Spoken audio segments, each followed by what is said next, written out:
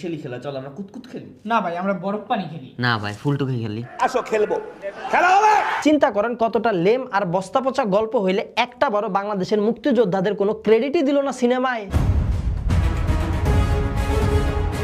মানে লিটারেলি ভাই, ছবিতে দেখাচ্ছে আমাদের গান্ধী আপা কখনো ফ্রান্সে যাচ্ছে, फ्रांस ने एक दोस्ती के प्रतीक के रूप में भेजा है। আবার কখনো সুদূর আমেরিকা যাচ্ছে।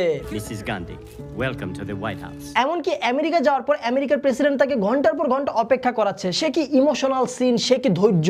As I informed you, she's been waiting since morning. আমাদের ইন্দিরা গান্ধী আপা এত কিছু করতেছে বাংলাদেশকে স্বাধীন করার জন্য।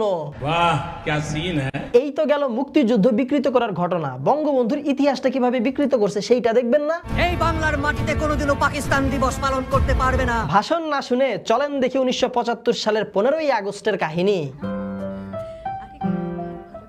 হাসু আপা পিয়ানো বাজাচ্ছে নাকি?